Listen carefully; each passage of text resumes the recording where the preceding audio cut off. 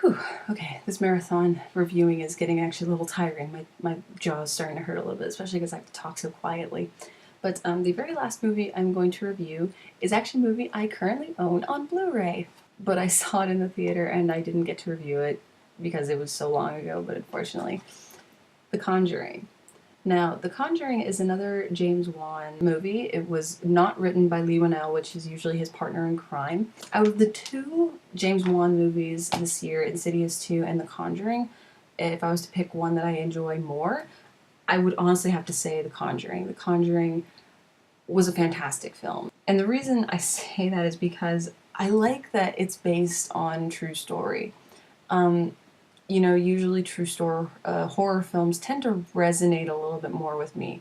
Not necessarily in a sense that, like, I think it's true, but the sense of this is based on someone's account and this is based on someone who genuinely believes that this stuff is real and exists, especially because this was an event that's involved the Warrens, who are basically a famous pair of paranormal investigators. And they were famously associated with the Amityville house. This film is meant to, I think, to take place just a little bit before they go to the Amityville house. And this whole film is just, I think it's probably one of James Wan's best works. And I mean, I love the first Saw movie. I really love Insidious, but I really enjoy this movie. It's not even that necessarily like the jump scares are spectacular. Honestly, I can only think of maybe one or two times in the movie where I really jumped out of fear. But it's more, it feels like a good classic haunted house exorcism movie. Like, in the way that when you watch The Exorcism, you know, there are some aspects of it where, like, yeah, watching it now it's a little silly in some respects, but there are some genuinely horrifying and terrifying moments in those movies. And there's a sense of realism about it, and there's this sense of authenticity about it in a way that maybe not necessarily the prosthetics and the makeup, but with the way things went about and the way characters acted. There's a very similar vibe in The Conjuring where you feel the progression of these characters, the situations, and how they eventually get to the point where they go to people like the Warrens and they need an exorcism. The film does a really good job of balancing telling basically two stories until they converge on each other. You know, they tell the side of the Warrens, which they don't occupy most of the screen time when when the two families are separate. But you know, they do a really good job of establishing them and where they are in their careers leading up to this event. I think Elizabeth Warren had just come off an exorcism where she was traumatized from it, so she's still in a very sort of sensitive area when it comes to doing investigations. And her husband is still very protective of her, and he's trying to do his best to kind of do the work for both of them. And then with the family that this is all happening to, I totally forget the last name of the family member. I actually forget most of the names of the family members to begin with. But the family the haunting is surrounding. The movie does a really good job, and I have to make the same comparison to Insidious, because Insidious does this really well too, of showing us what this family is like before the hauntings happen. You know, there is no point where we see them before they move into the house. They are in the house when we first meet them. But we understand that this is obviously a very happy, very content family. They're well adjusted. The kids are all perfectly healthy. You know, there's nothing particularly wrong with this family. They don't have any dark past. Like, no, there's nothing that one of them did that warrants, you know, like, no one brought in a Ouija board. No one had this really dark past with something. Like, nothing negative was brought into this before they moved in. And they do a good job of really, not really emphasizing it, but just showing how adjusted they are to their lives going into this movie. The worst of it is that the eldest daughter is like, oh, we have to move, and like she doesn't like the fact that she had to move, but eventually she, you know, she's like, yeah, whatever. She kind of gets over it, especially because she starts to sort of have a relationship with one of the guys that works with the Warrens.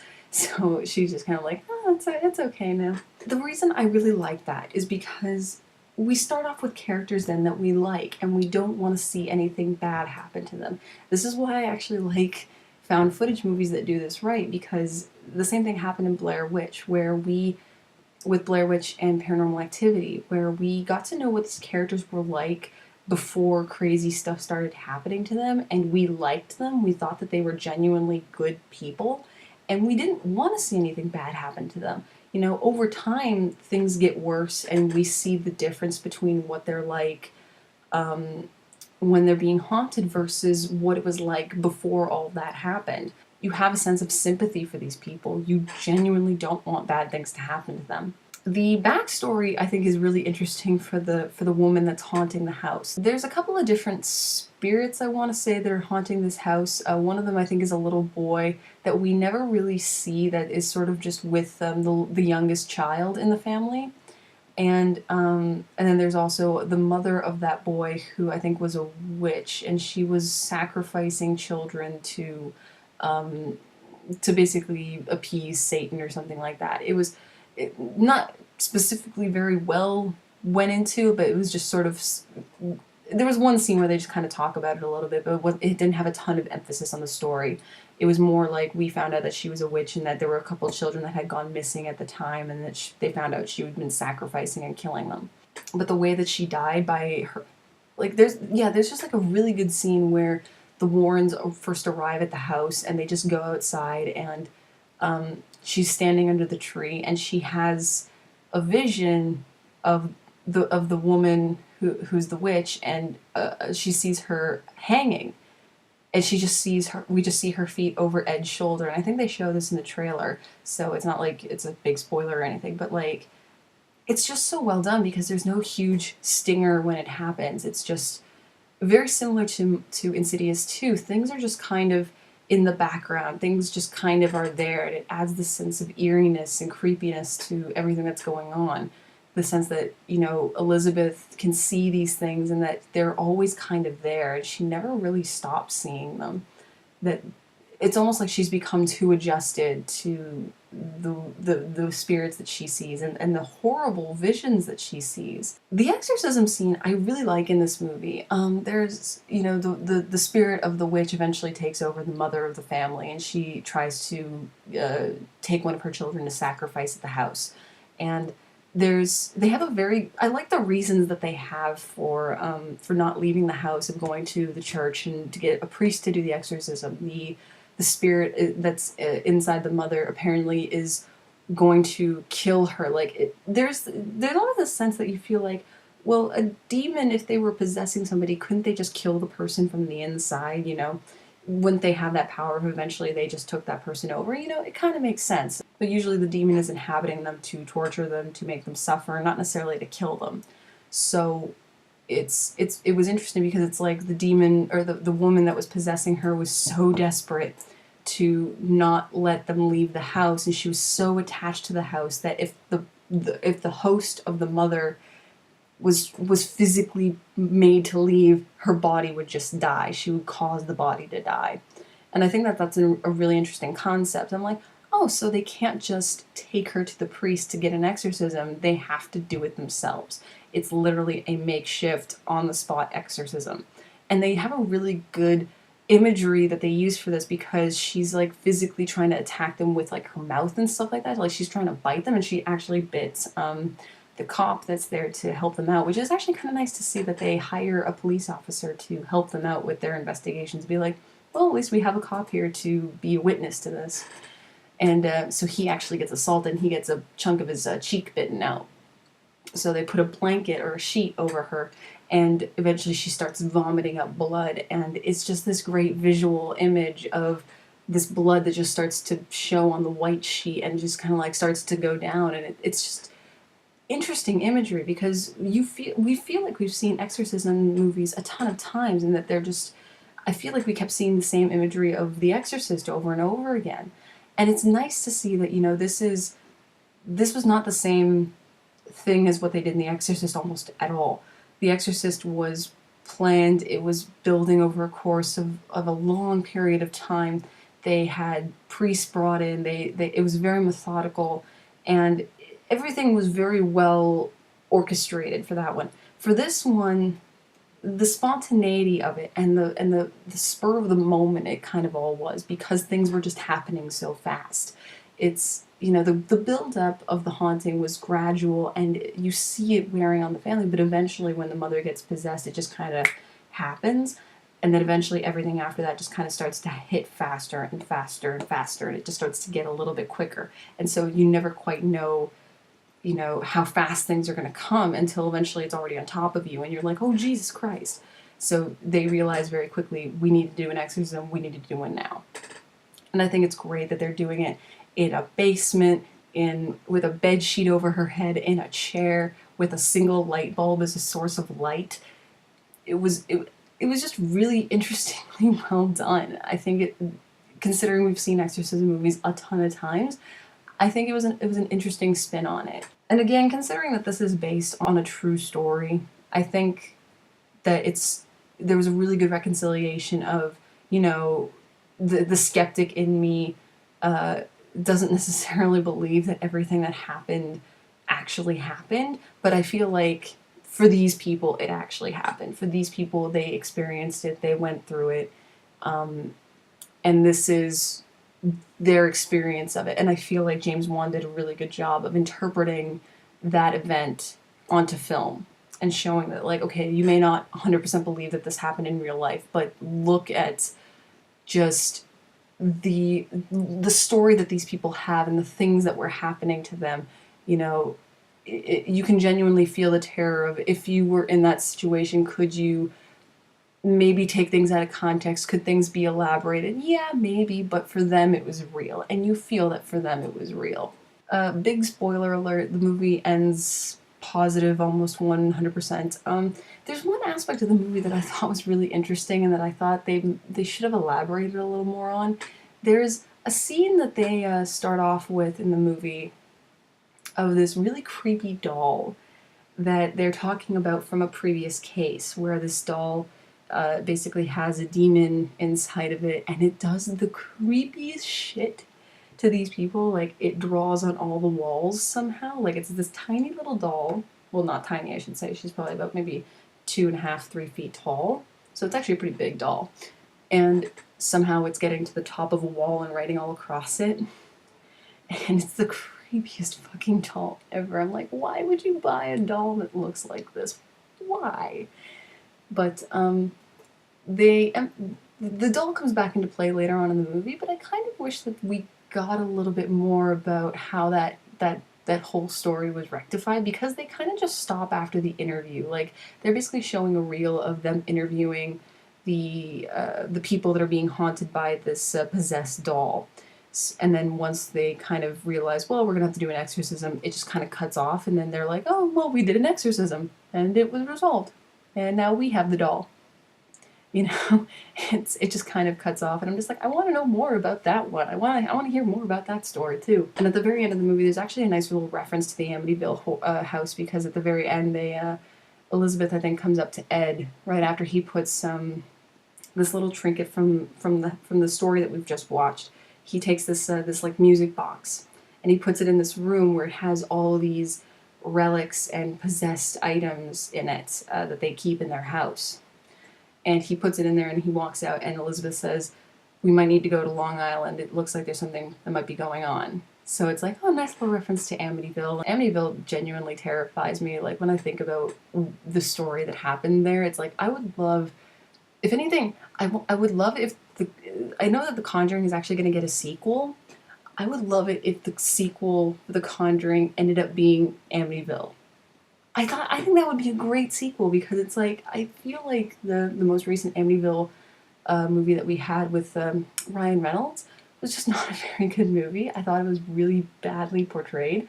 So I'm like, no, can we please get a better portrayal? And since James Wan has proven to me that he can do a really good true story, you know, a true events horror film with the same people that are involved in Amityville that were involved with this, you know, I think it'd be great. I think it'd be awesome to watch James Wan basically do Amityville.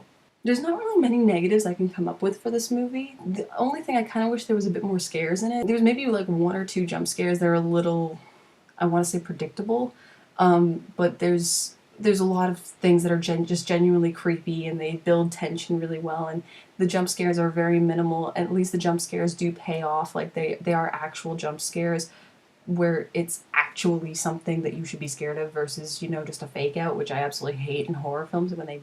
Ugh. If you like haunted house movies, if you like exorcism movies, if you like James Wan, you will love The Conjuring. The only thing I wish, the bonus features, they don't have a commentary track. I love commentaries. Like, this is the reason I buy Blu-rays and DVDs still, and like why I have this collection behind me is because I love bonus features, and I love listening and watching how they make these movies and the investigation that goes into it, especially because this is a true events film. The 3 special features that are on this disc, they do have you know, interviews with Elizabeth Warren. They do have interviews with the family that this movie revolves around, and they also go a lot into demonology and stuff like that, and then also some behind the scenes stuff. But I just wish that there was a commentary track. I love commentaries. Please, James Wan, please release a commentary track. I will watch it and I will love you for it. That's pretty much it. That's the last movie I really wanted to talk about in this mini series of reviews. I went on much longer than I thought I was going to with these movies, but I had quite a bit to say that I was mulling over. I guess I'll just recap on the movies I've just reviewed. Thor: The Dark World. I recommend it to anyone that enjoys the Marvel Cinematic Universe. If you enjoyed Thor, the first Thor movie, I would say watch it. You'll probably like this one better than the first film. Carrie, I hated it. I thought it was terrible. I thought it had nothing to add to the story that was not already great from the first film. You know, the first film was mainly just a couple of nitpicks like editing choices, some script writing, and some minor acting choices. This one, so much was wrong and only a few things were right. The Purge, worse than Carrie. It had no value, had no substance, no characters that I could attach myself to or feel sympathy for. I hated everyone in that movie. Interesting concept, no substance. Absolutely nothing. Just straight up home invasion movie, not worth your money. Insidious 2, if you enjoy the first movie, you'll probably enjoy this one as well. I know that there was a couple people who thought that Insidious 2 was actually better than the first movie. I'm not sure I would say I enjoy it more than the first movie, but I think it's almost on par with it. It's certainly enjoyable. It still has a lot of familiar elements from the first film that you really enjoy in terms of the scares and in terms of the ambiance that it sets. I think the acting is still just as good, if not better, than the original film. And The Conjuring. I think it is one of James Wan's best movies, right up there with Insidious and Saw for me. Probably one of the best true events horror films that I've seen, considering I am a skeptic and I don't believe in the supernatural in everyday occurrences. You know, I think it's a good story. I think it's a really interesting story to tell, and James Wan just did a great job with it, especially considering exorcism and haunted house movies have just kind of been met, at least for the last 2 decades. So I think he's been doing a really good job both with this and Insidious. So I would highly recommend those. So thank you guys so much for watching all these videos. I've tried to power through them as best as I could. I think I got them done in about an hour and a half. I really enjoy doing these reviews. I want to create more content for you guys, and I want to offer my opinion on more movies.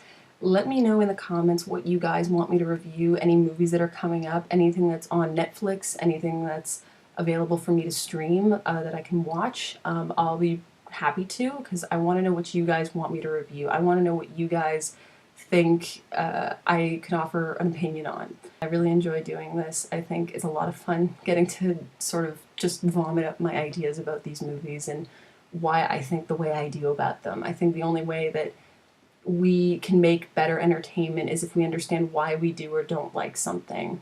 I think you can't just blindly like every single movie that comes out. There has to be a sense of, you know, why is this good? Why is this bad? Entertainment is a reflection of us as a society, and we need to analyze them for what they are. And I really hope society is not like what Michael Bay portrays in The Purge, because if that is super depressing. Unfortunately, I think it's partially true, but I have no sympathy for people like that. But I'm going on a rant again. Thank you guys so much for watching. I really appreciate it. I know I only have a couple subscribers here on YouTube, I post these videos on both YouTube and my Blip page. I would appreciate you guys watching either or. I'm hoping I can create some more content in the near future. It'll depend based on my school workload in the next little bit. I'm sort of entering the last bit of my semester, so this is probably going to be, the next couple of weeks are probably going to be really tough for me. No guarantees in the next couple of weeks, but maybe I might be able to put out 1 or 2 reviews. So I really appreciate you guys watching, and thank you so much. I will talk to you later. Peace.